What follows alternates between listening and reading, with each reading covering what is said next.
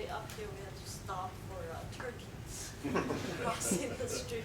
So I thought I would share with you today, instead of one particular work, but more of a journey that the field of computer vision has taken from a personal perspective in the past several years.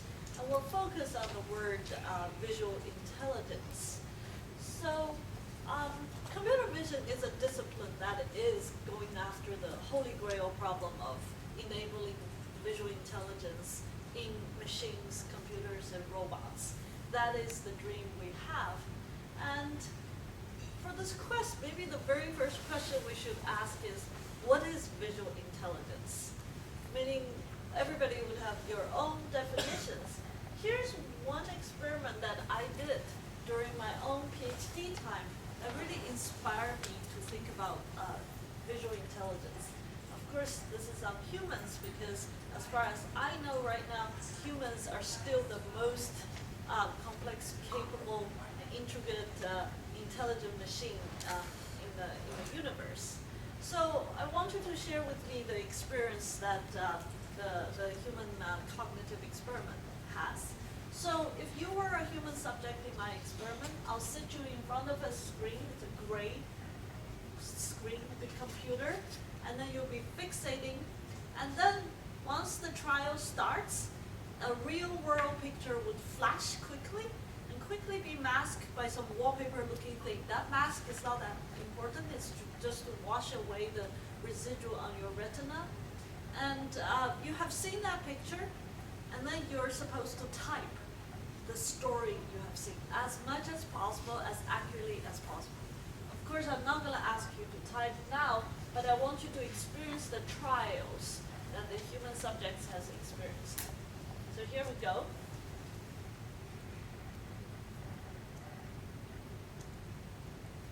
So I suppose that most of you have never seen these pictures before, yet most of you have no problem seeing each of the real world picture and experiencing the story.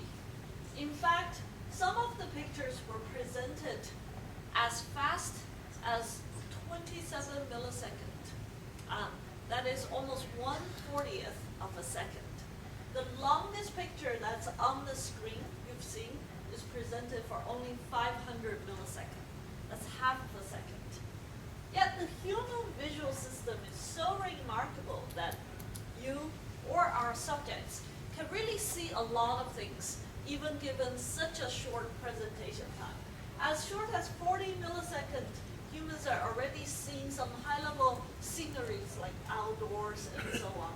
And by 500 milliseconds, really depends on how much you pay them, they can write stories. A picture is worth 1,000 words or $1,000, depending on how you think about it.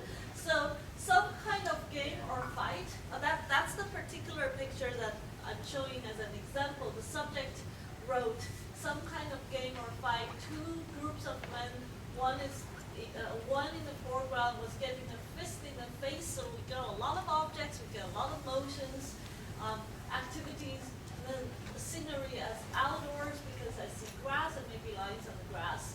I think of a game, a rough game, emotion.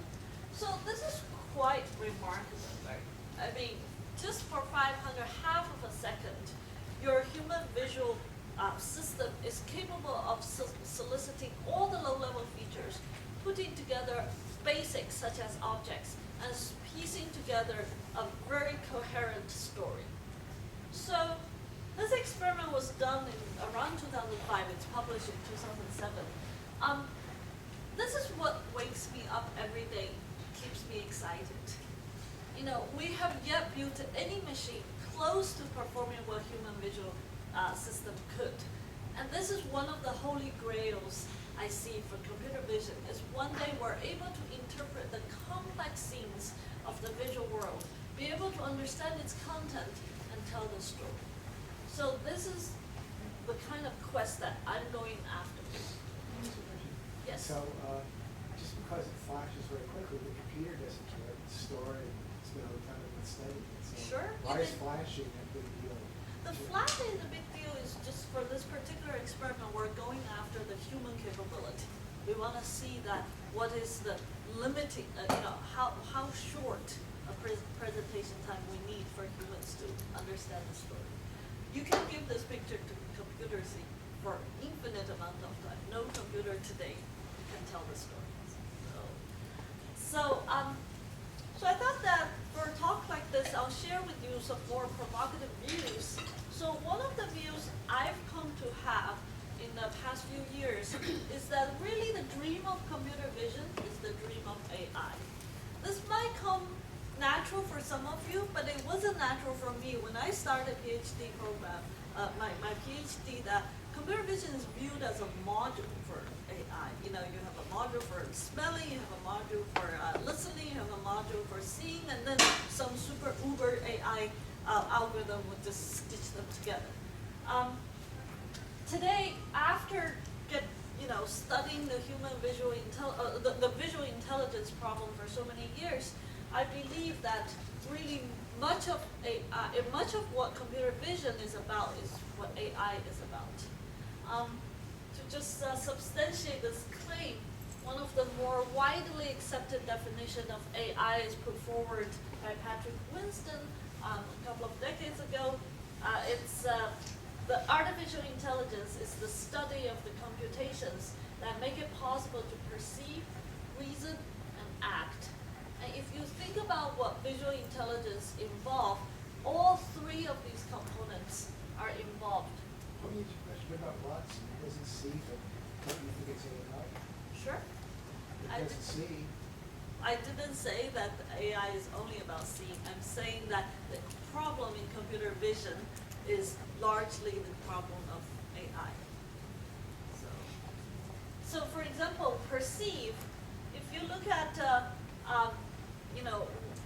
perceive is actually easy. What everybody is convinced for vision system to work, perception is a critical component of it. This is my son. He's 1.5 years old.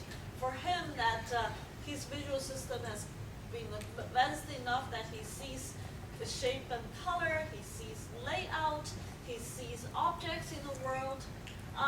But beyond this, a 1-year-old visual intelligence system is also capable of reasoning. For example, a child knows the affordance of objects and sees what he can eat, what he can sit on, what he can crawl on.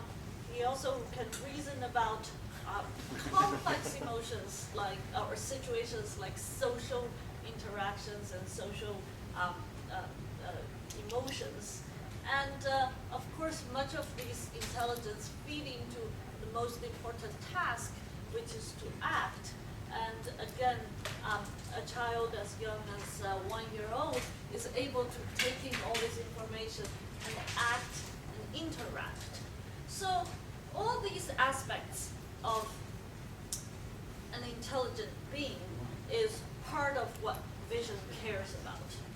And I don't think I really need to convince this audience that computer vision is one of the most important enabling technology that our future world will need. If we solve the vision problem, we will be able to really help in almost all aspects of this human life and our society, ranging from healthcare, exploration, personal robot, transportation, entertainment, national security, and many things.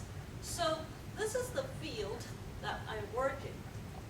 One of the lucky things for working in computer vision field is that we actually have a very interesting birth story.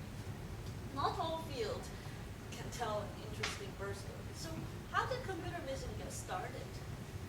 Most people believe it started in the summer of 1966. At that time, computers, at least those gigantic mainframe computers, were kind of, around, and the field of AI was just born, and an ambitious MIT professor thinks that we're ready to solve vision. In fact, we're ready to solve vision in 1 summer. So we proposed the Summer Vision project that is an attempt to use our summer workers effectively in the construction of a significant part of the visual system. Now, we all know MIT has the smartest students and professors, in addition to Stanford. But computer vision didn't get solved in one summer. In fact, we have a really bubbling field today with at least 2,000 to 3,000 researchers attending annual conferences each year, and people like me still have jobs. So, why is computer vision so hard? Why is the vision problem so hard? You know, the MIT professor had good reasons to believe. Part of, I think, his intuition was human vision is so effortless. I mean, I just showed you that experiment, right? Show you a picture, you get everything. There's colors, there's shapes, there's objects, and there's a story. I didn't have to spend so much time. It's much easier than calculus. So that was the intuition that probably had him miscalculating how difficult the actual vision problem is.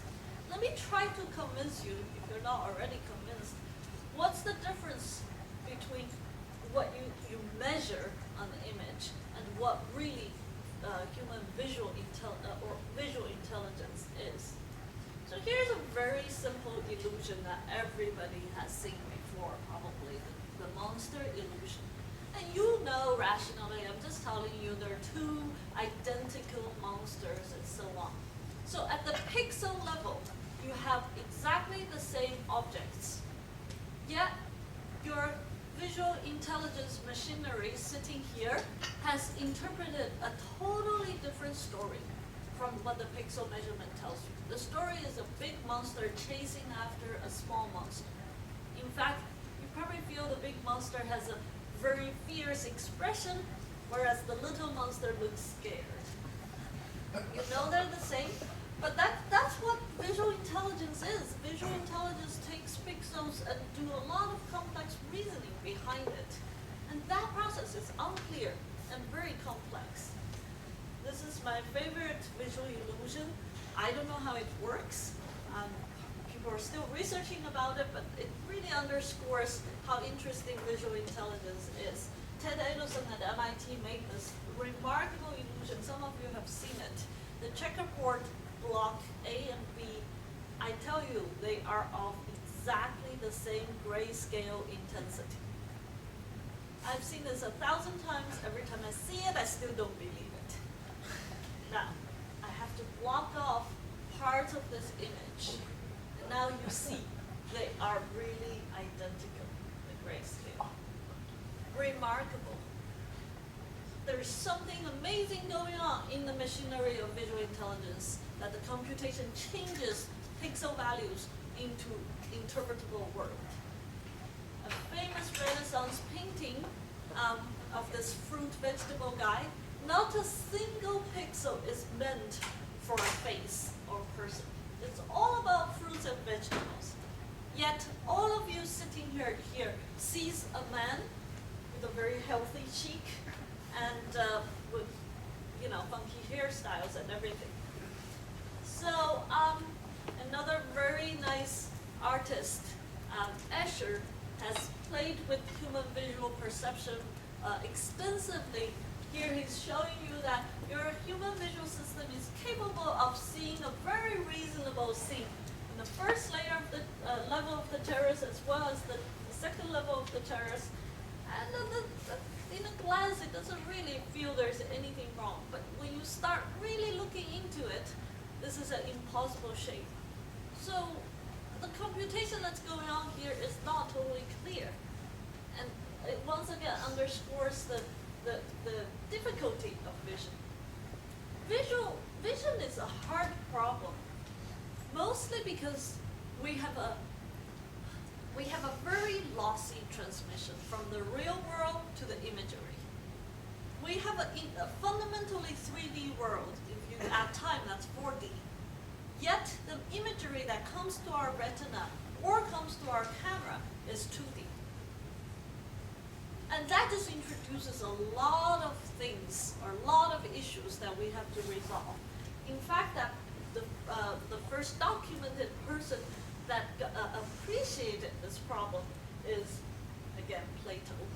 Probably recognize most of humans' problems.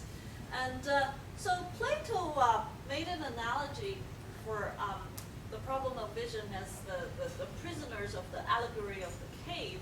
So in this case, the prisoners are tied on a chair and are forced to look forward at a wall. And behind the prisoners is a stage of play of characters. Of course, by definition, that's more or less a 3D world. And then the prisoners are just seeing the shadows of that play of the characters. And their task is to interpret what the story is or what the play is. Plato uses this example to illustrate that it's not that easy to really infer the real 3D world when you are only presented with the 2D information. So that is, computer vision scientists, every one of us, are like the prisoners of the allegory of the cave. We are given the 2D world on the image, or in the case of video, plus the time. And we have to infer and understand what's the real 3D world behind these pictures. So, I guess I spent some time trying to put everybody on the same page with us to appreciate the difficulty of the problem of vision. So, since 1966, it's almost 50 years, the field of vision has gone a long way. We've made some remarkable progress. Some of the progress is already affecting or benefiting your own daily life. For example, lots of big progress in 3D vision has enabled very useful products and applications like Google Street View, Microsoft PhotoSync.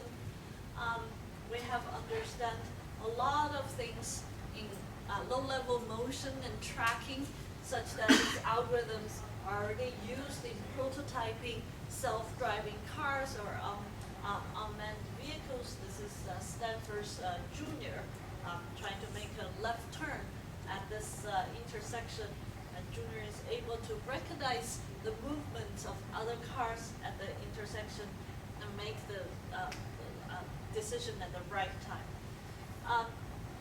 Probably some of you, at least your children or grandchildren, are enjoying Microsoft Xbox Kinect, and that is a piece of technology really born out of computer vision research in terms of using sensors to recognize human motion and human movements. Everybody has smart cameras and phones that detect faces. That is another technology coming out of computer vision. And some application like Google Doggo is already capable of recognizing specific objects, such as Eiffel Tower or Golden Gate Bridge or book cover and all this. So computer vision has come a long way in the past several decades. Yet we still have an even longer way to go. We haven't even solved some of the most basic problems for visual intelligence. Here's one example. So, what is this? It's actually not a complex picture. It's just a foreground object against the reddish background. Anybody know what this is? Huh? Anyone from Australia? Okay, it's well, no worries. Google doesn't know either. So, one of the most state-of-the-art in usage product or application thinks it's a brownish blob against red background. It's actually a wombat. It's a nice marsupial in Australia. So you're like, okay, you just showed me. It happens to be one of my favorite animals. You just showed me something that no one Live or a knows. toy? Huh? Live or a toy? This is a toy. Oh, okay, good.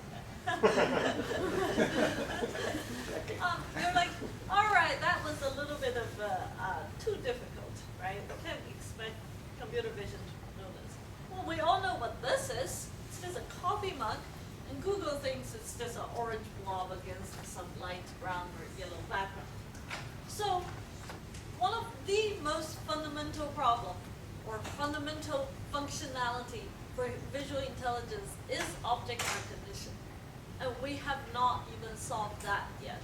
We've made a lot of headway, we'll talk about it, but for the rest of the talk, I thought I would instead of talking about the entire visual intelligence problem, we'll focus on this particularly important problem of object recognition and look at the journey we have taken as a field as well as personally. So let me just put everybody on the same page because some of you might not come from the computer vision background. What is the object recognition problem? There are many different definitions, but let's just keep it simple. Given a picture with a more or less main object in it, the problem of object recognition is to assign a label to the object. Okay, so in this particular case, you're supposed to assign a label wombat. And that is the definition of the task of object recognition. Of course, life is not that easy. These pictures all contains wombat, and you have to be able to deal with that. Your algorithm has to be able to deal with that wombat in different articulation, occlusion, competition, and camouflage. And the world is also 3D, right? So you have to recognize wombat in all kind of visual angles. So even a simple wombat, the problem is quite complex. The degree of freedom, the variabilities is almost infinite. So let me bring out, at this point we have to be thinking about how do we solve this problem. And let me bring out my second claim of the day to just get us thinking. And the second claim, or the last claim, no worries, is that I believe that there are three really fundamental elements that are needed to solve the problem of object recognition. In fact, all problems in computer vision. And these elements are data, learning, or statistical learning algorithms, and knowledge. And for the rest of the talk, I will expand on this claim and try to convince you how these three different elements have already come into play and how they can influence the future for solving object recognition as well as computer vision.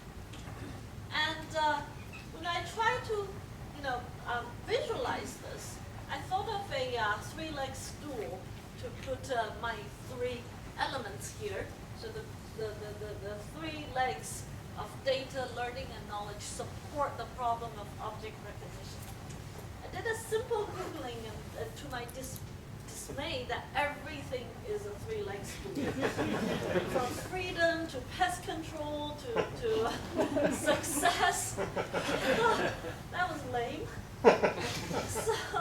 So I thought really hard, and I don't think this is the kind of three-leg stool I really want. My dad happened to have this kind of three-leg stool. So I really think these three elements come together and interact with each other in order to give us the final solution. So this is my three-leg stool. It's still three-leg stool.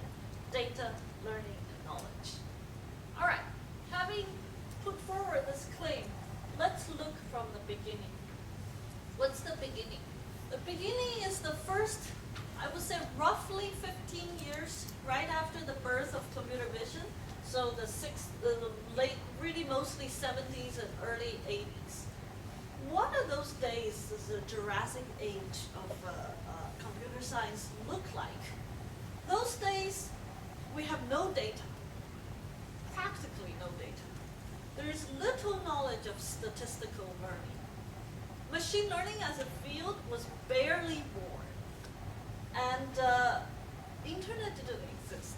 That is really unthinkable for some of you. And this is a more mature audience. In universities, most of the audience was not born. Here we are actually born. But still, some of you were not born in this age. So what did people do to try to solve the problem of object recognition? Well, psychologists scientists are often ahead of engineers sometimes. Psychologists at that time is already thinking very deeply about what makes objects objects. One of the very influential early visual cognitive psychologists is called Irv Biederman.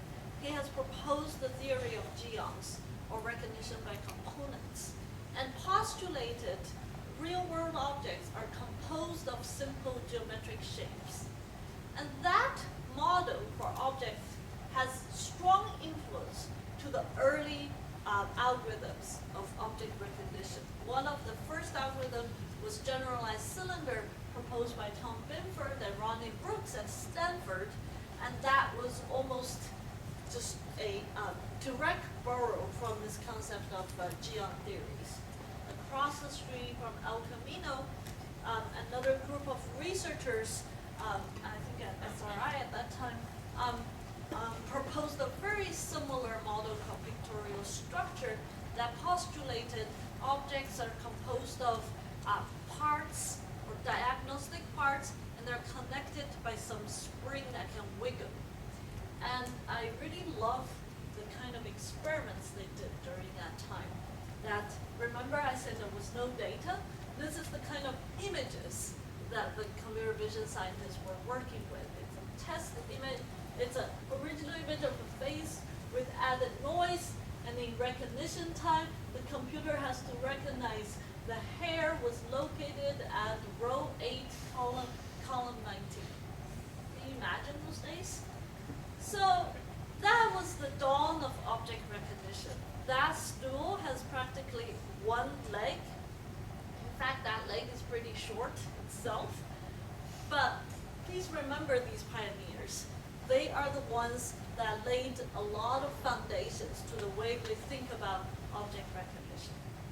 So, having really tried very hard to work on object recognition, to be perfectly honest, time was too early to work on this problem. We really lacked so many things. So for the next 20 years, computer vision as a field turned into a different problem. It's equally important, but we have a little more mathematical tools to handle it. And that's the problem of 3D reconstruction. We made a lot of progress as a field to understand the geometry of the 3D world and propose important algorithms for 3D reconstruction that we all enjoy today, like Google Street View. So let's now fast forward to the turn of the century. We're back to our object recognition. Something really important happened at the turn of the century that changed the life of computer vision. Well, first of all, I entered grad school that day. That was important for me. So, love happened. Like, huh? Well, computer vision found the love of its life, machine learning. And think about it.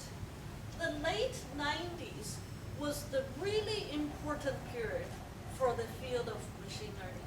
Everything that you know and are using is practically born or matured around that time. We have SVM, the paper was published in the 90s. We have all kind of boosting that was proposed in the 90s. The whole set of tools in graphical model and inference was heavily studied and researched in the 90s. Neural network was born slightly earlier, but a lot of key work, including backprop, was proposed in the late 90s or early 90s. So that was a really critical period of time, and computer vision was very quick in recognizing the importance of statistical learning tools, and that made a huge difference to our field. So when I entered grad school, one of the very first and most influential paper we read was the Viola Jones paper, Real-Time Face Detection in Real-World Pictures. I don't know how many of you have remembered that paper. That paper really was one of the very first successful application of machine learning algorithm in computer vision. Published in 2001, 5 years later, 2006, Fujifilm rolled out the first commercial camera that has a real-time face detector. So the turnaround was really fast from cutting edge science to the products. Around that time, many influential statistical models of objects were proposed. Some of you might have heard of some of these models, like constellation models, bag of words models, non-parametric Bayes models for object recognition, conditional random or field or Markov random field, and or graphs. So I'm not going to be able to exhaust the list of these influential models, but it was really one of the most exciting time for computer vision, especially for the problem of object recognition. We're starting to get a grasp of how to use these statistical tools to solve the problem. So our little stool now has one more leg, and that leg is the learning leg. So while computer vision was very busy courting machine learning, something else really important happened in the world. And that thing changed everybody's life as well as the rest of the research for computer vision.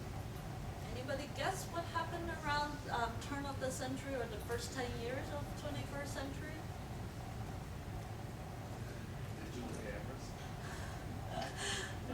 That was earlier. It was really the internet. That was the time that internet became just kind of exploded. Our information age exploded. The direct impact is data. If you look at the internet data growth in from 90s to the first 10 years of 21st century, the second half is explosive.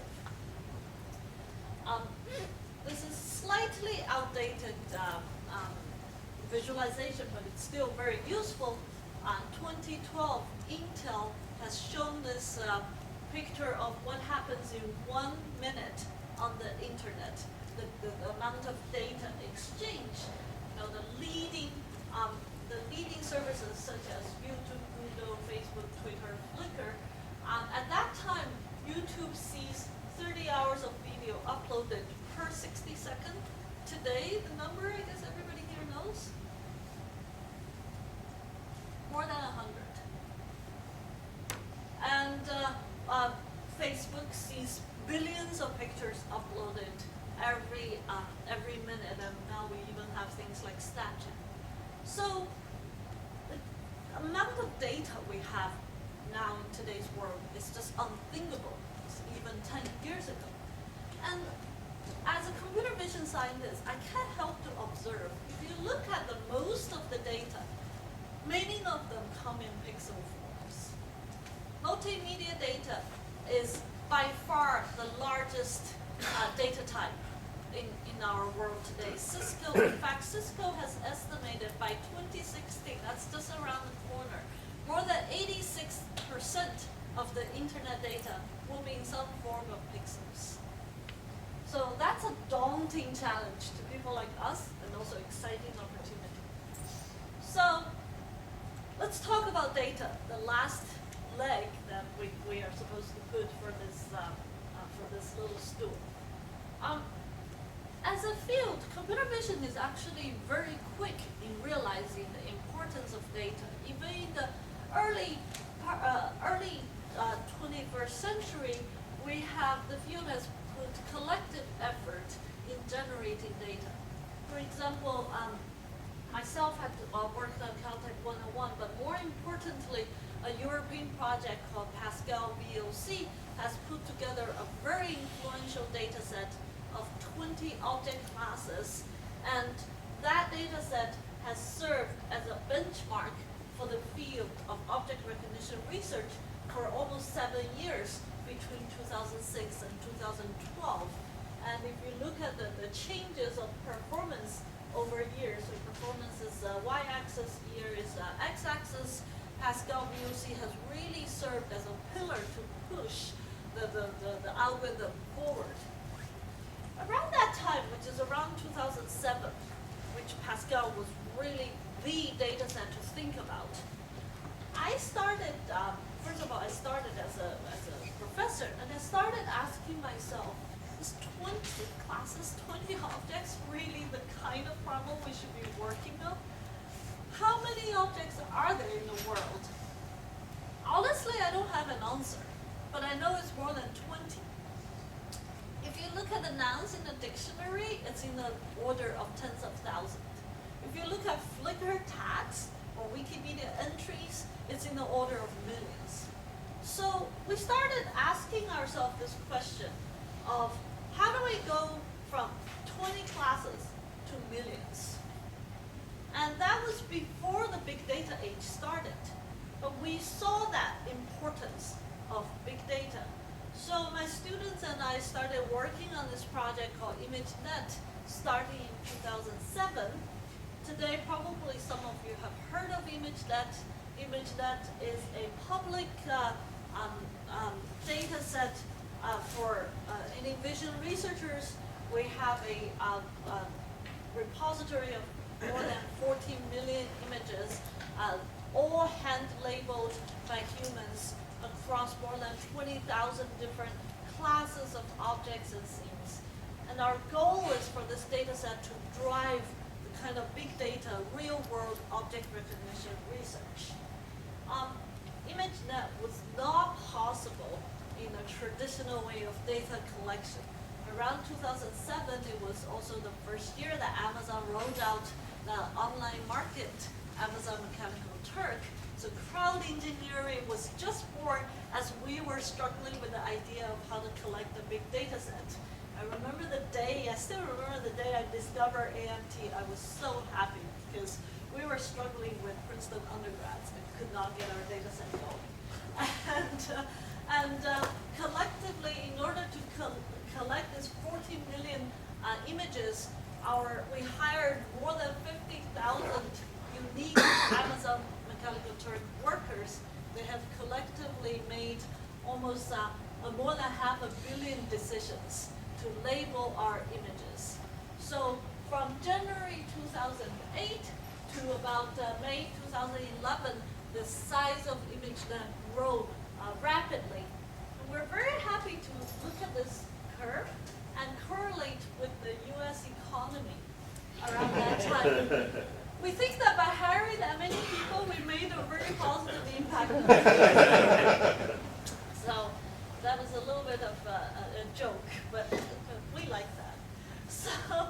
So ImageNet really changed the way people think about the scale of the before ImageNet, the data sets like Caltech 101 has about 9,000 images, Pascal had 30,000 images, MIT's LabelMe had 37, and some data set has 100,000 images, and then ImageNet had 14 million. And we're very proud that ImageNet really has propelled object recognition research. These are all work by other people, not ourselves. We have papers winning Best Paper Award. Perhaps the most well-known outcome of ImageNet research is actually by Geoff Hinton and his student in 2012 at NIPS. They published this very influential paper called ImageNet Classification with Deep Convolutional Neural Network. That paper kind of revitalized the entire field of neural network research, which is known as the deep learning field right now, and really pushed forward the algorithm and the performances of object recognition. I think with this audience is a lot more mature, but with young students, I really enjoy showing this slide. I want you to pause and look at these two models. So in 1998, Yang LeCun published the first convolutional neural network model using background. 2012, Geoff Hinton and his students published this model. Mathematically, these two models are equivalent. There's a little bit more parameters in the second model, but they are the same. So what changed over the almost 15 years?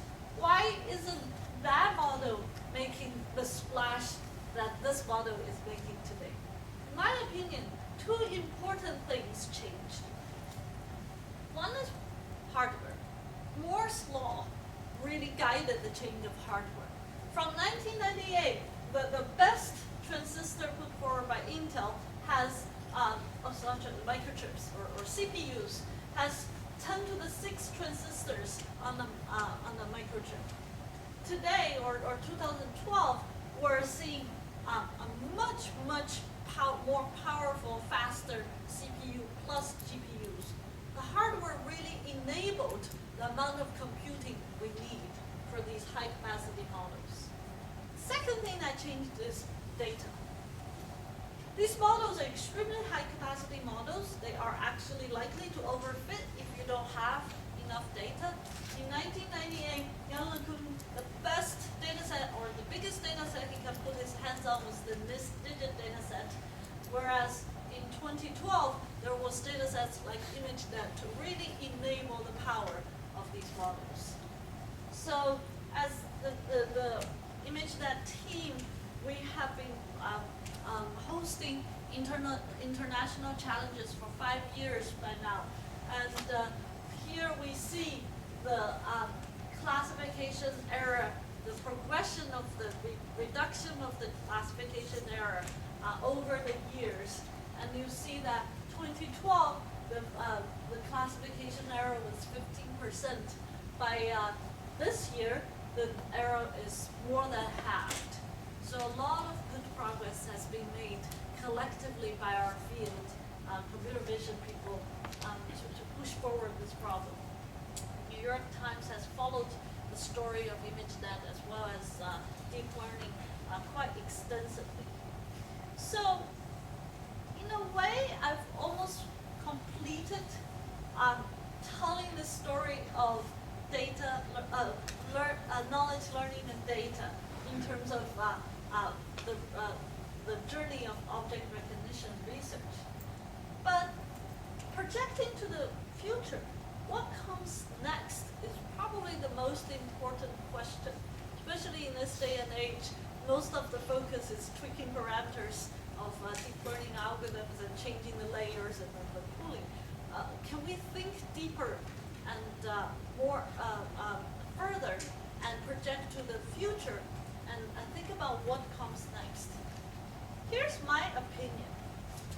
I think we need to look back at the very first leg that we talked about, and we kind of neglected as computer vision got infatuated with machine learning and then deep learning and data, and that is knowledge. I think we need to revisit knowledge and think about knowledge. With this audience, I have to give IBM a lot of credit. Your Watson was one of the first algorithm, modern day algorithm, that really reminded us the power and the importance of knowledge. And as a computer vision person, when I started thinking about knowledge, I was doing more self-introspection of, what does it mean for us to recognize objects? How do humans recognize objects? For example, when we watch birds, I'm actually not a bird watcher, but maybe some of you are. There are many hundreds. The ImageNet has like 800 bird species. There are hundreds and thousands of birds. You don't just randomly put them in some kind of mental space. There is actually a lot of interesting structure to your object categories. And that structure is some kind of knowledge. In this case, it's a taxonomical knowledge. And how do we take advantage of that for our visual recognition algorithms? So this observation, or the importance of ontological knowledge, inspired this work that we published recently, is that back to our little wombat. When we think about wombat, everybody just, the goal, of course, is to know this is a wombat. But in a way, it's also correct to call it a marsupial or mammal or animal and so on. It's even correct to call it a thing. It's not very informative. So in visual recognition, there are so many cases that what we are trying to do is not really just to give one label, but really to try to optimize in a situation that we can give the most correct label by having some kind of information or reward criteria. So suppose we have a simple way of rewarding these labels. And it can literally be monetary labels if you're advertisement researcher, you just care about the money, or you can give it, in our case, an information measure reward. It's not that important. But what we did is a very simple algorithm that ensures certain amount of confidence or accuracy. I say that I want to always be 95% correct in labeling my images or my object, but I want to maximize the reward. This algorithm forces us to think about an ontological knowledge structure and take advantage of it and assign labels to the maximum accuracy. So we have a demo system called EVA. So given this famous wombat picture now, remind you that Google thinks it's a brown block. EVA doesn't really see it as a wombat, so it's not that great yet, but at least EVA with 90% confidence sees it as a mammal because of this very simple knowledge structure it has in the back of its head. The coffee mug example is even more successful. With 95% confidence, EVA thinks it's a coffee mug. And here's more examples of EVA taking different example pictures and assigning labels with the confidence level by taking advantage of the ontological knowledge. So this is pretty coffee mug and a cup. We use the labels from the ImageNet structure. So yeah, colloquially it's both. So far I've shown you mostly just putting one or at most 2 or 3 labels on one image. Remember that at the very beginning I showed you an experiment of humans telling stories of a picture.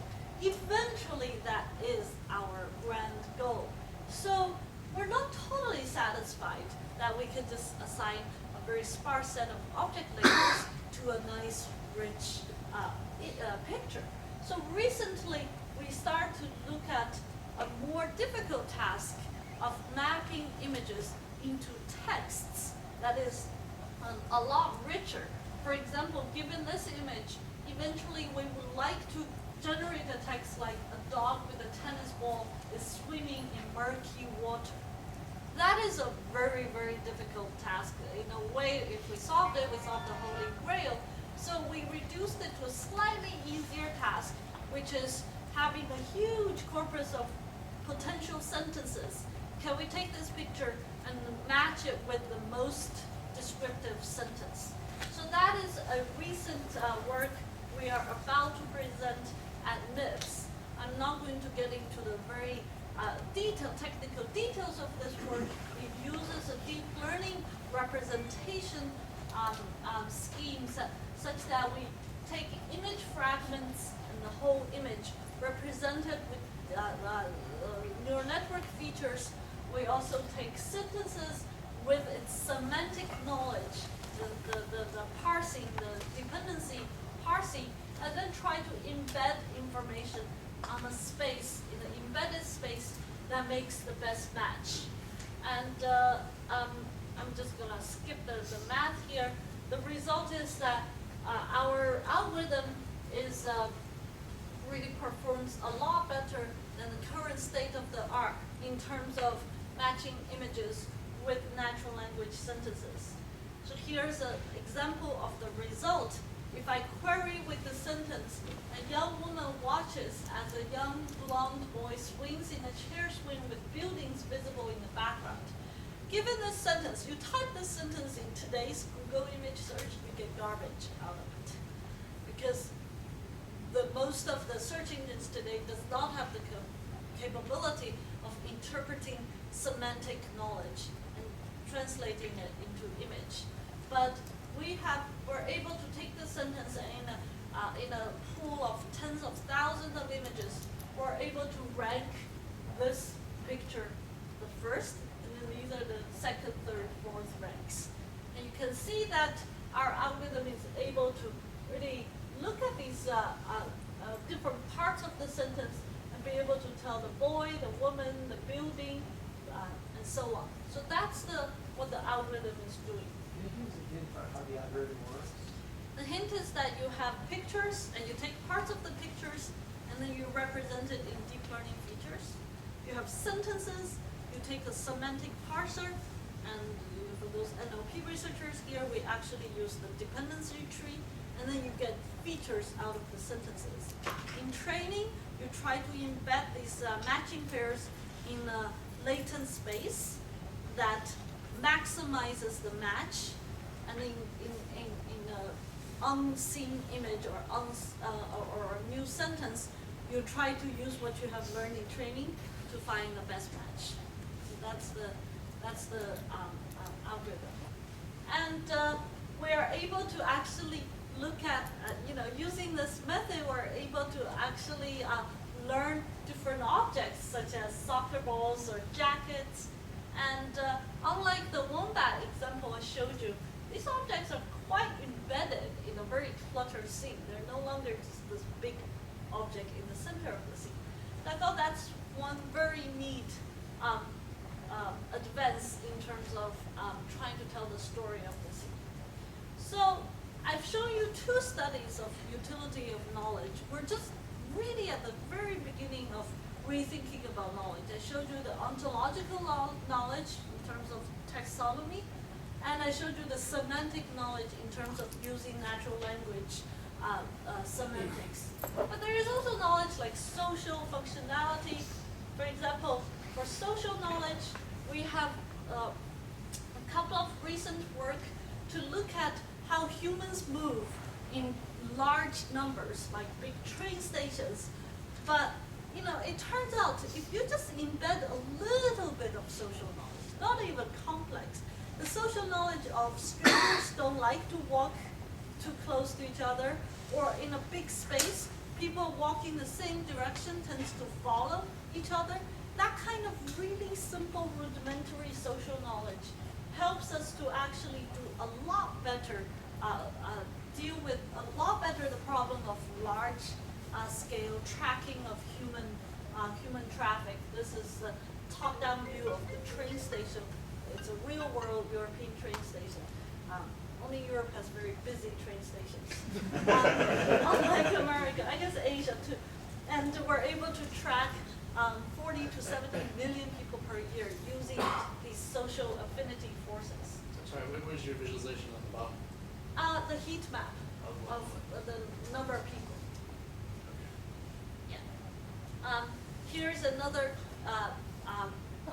work we did of using social knowledge to go beyond just recognizing people, but recognizing social roles in social event. In this case, we have the algorithm recognize it's a wedding, and then recognize the bride, the groom, the priest, the groomsman, and so on. And again, this is just using a tiny bit of social knowledge, not even too much. The last example of using knowledge is functionality and affordance. One of the holy grail question in computer vision is what makes a chair chair? Everybody asks the question. And it's really hard. For example, you'll never be able to find tens of thousands of training examples for this and train a deep learning algorithm for recognizing this chair, right? So, and probably humans don't use that kind of method either. So how do you reason about this chair? This gets us even closer to IBM's Watson, that let's think in a more structured way, and let's think about knowledge base of the visual, semantic, and functionality world. So if we're able to build a knowledge base that connects objects, physical attributes, their material properties, their functionalities, we're able to do this. When we are given an object like this strange-looking chair, we can actually do much more intelligent reasoning, similar to what humans do, rather than just brute force classification. So this is a work we just published at ECCB this year. So I think I'm really closing down this talk. What I have done today is to share with you this journey of data, learning, and knowledge in the specific topic of object recognition. I do believe a lot of the future for computer vision research is the right interplay between or among these three important elements.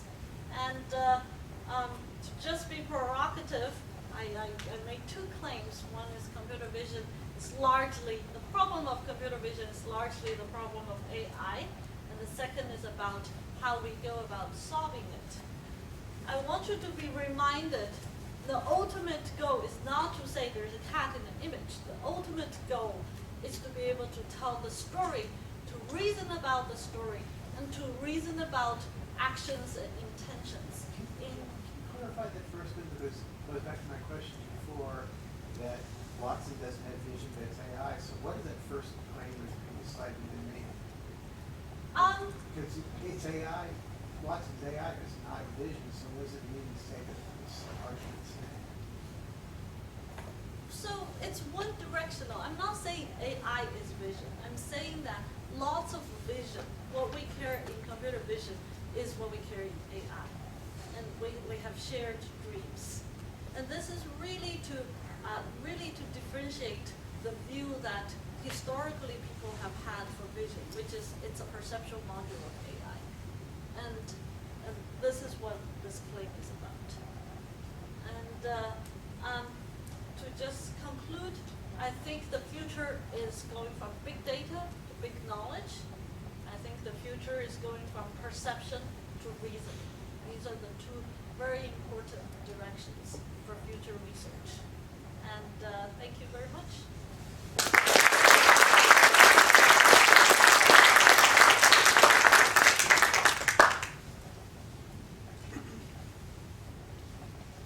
So a lot of the object recognition algorithms seem to work very well. It's kind of these deep networks. So for doing recognition work. So for doing knowledge, are there particular statistical algorithms that you think are very promising? Yeah, so if you look at, there's a very nice emerging trend with large database, knowledge-based research with machine learning. So if you look at these large, for example, Markov logic network, and recently we are working on changing the representation of that Markov logic network to deal with more continuous variables and merging deep learning features and so on. So my view about deep learning is it's a great way to learn feature representation.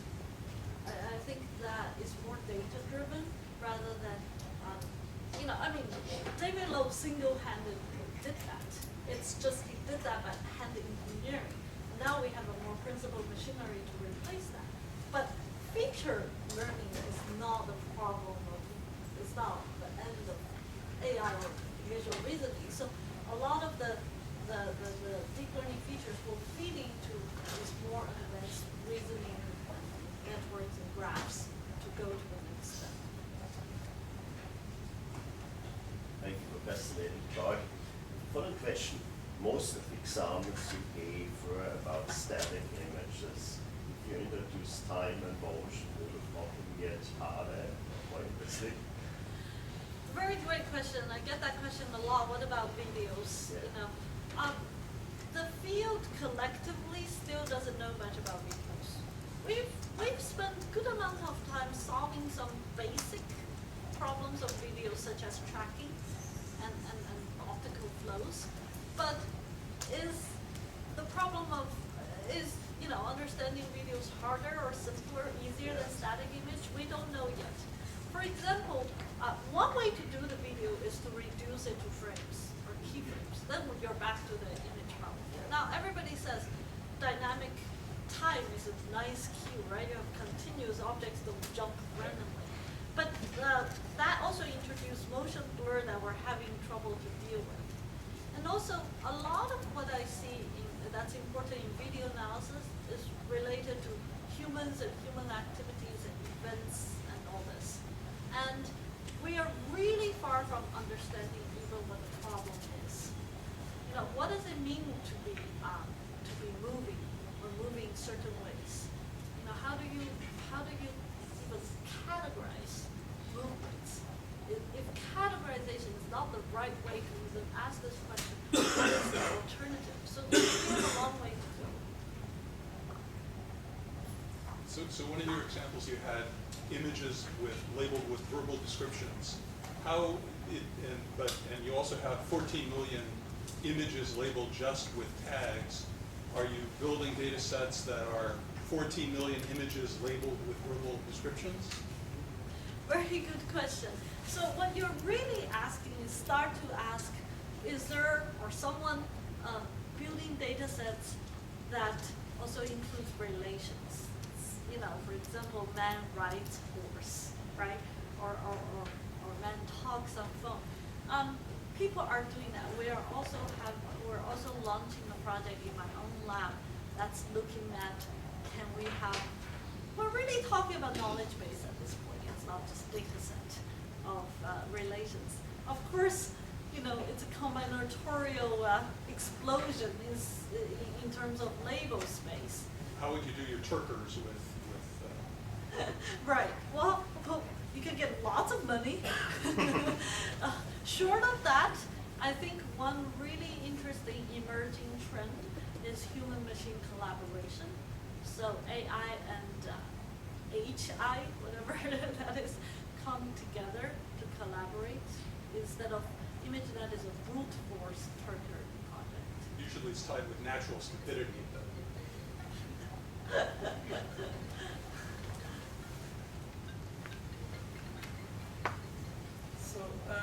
So you showed us like two different things in my understanding. One is like looking at an image and telling a story. That's the ultimate holy grail of image processing. And then you showed an autonomous vehicle, Stanford autonomous vehicle video where it sees different objects moving. So in that kind of autonomous vehicle, is storytelling so important? So are these the same tasks or different tasks? I think you can always push this further. I agree with you that a lot of the basic problems for, let's say, this vertical scenario, which is self-driving, I don't think storytelling is that important. But you're always going to push the technology further. For example, you're always going to come to an intersection that is just not what you have learned. A police is standing there to re-guide the traffic. There seems to be, accident going on, and people are standing on the street. What do you do at that time? You're not going to be trained with all kind of scenario. At some point, you're going to start to have to reason like a human. By the time you reason like that, I call that storytelling.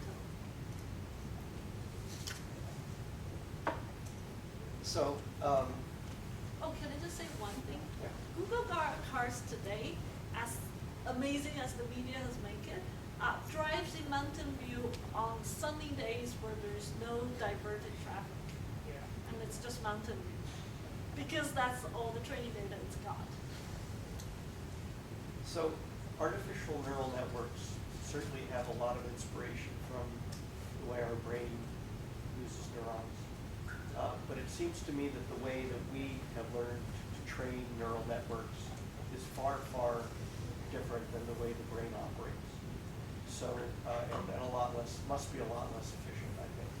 So if that's true, are there efforts going on to get a training method that is closer to the way our brains actually work? Yeah, good question. I have to say I'm not an area expert in this. I'm aware of theoretical neuroscientists and their labs doing exactly what you're doing. MIT's Jim DiCarlo, Stanford's Syria, I don't remember his last name. These are the very pioneering neuroscience labs that are looking at more neurally inspired way of training. And also, deep learning networks, they are very, very loosely connected to the brain. I think that the closest connection is the name, neural. Really, if you look at the connectivity, if you look at the background, the gradient descent math, really is very far from it. So Pepe, as we go through the field of computer vision, I see the trend changing. looking at some really hard problems, it's all trying to attempt the world to coming down to solving the low-hanging fruits, and then training back again to go back and remove the fruits. So in attempting this curve, what fraction do you think is the advancement from text-based and knowledge-based stuff versus visual processing contributions? I think they're always, it's like a dance, you know, they're always interconnected. Sometimes it leads, for example, if you look at object recognition, right, David Lowe really come from the visual low-level feature, and very soon after David Lowe, the text-based information retrieval people introduced us graphical models and bag of words, and suddenly we used a lot of knowledge from there, and then we went back to Hogs and you know, other more visually inspired context models and all this, and now we're in this deep learning era that I don't particularly see deep learning coming from texts, but it's more on the neural network. You know, back to feature, but feature learning rather than feature engineering.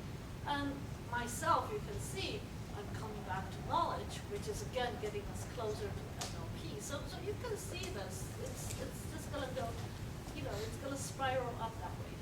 Right, but I mean, the impression we used to have in content data retrieval was text would get you 80% or 90% of the image would give you this much, despite all our efforts to get images in image-based recognition were good. And I don't know if the balance has switched now with all the new learning techniques and visual learning in particular has reversed the role.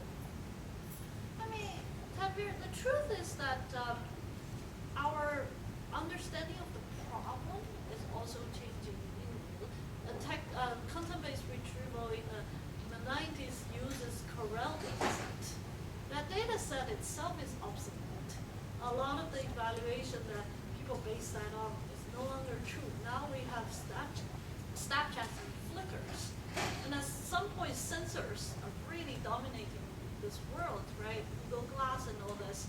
And we're going to be retrieving characteristically different images. And I think those knowledge coming from the 80s and 90s needs to be updated.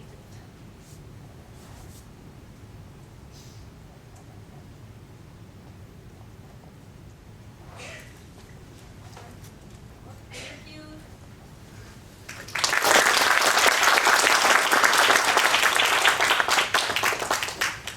Dr. Fefe and we will be staying into the afternoon, so there are a couple of people who will be meeting with her. So if you are interested, we still have a couple of slots open. So you can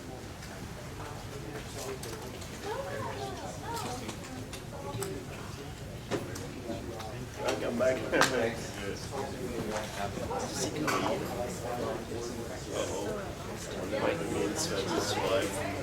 Yeah, I sent you. Yeah, it's pity because Sure, you would have been here.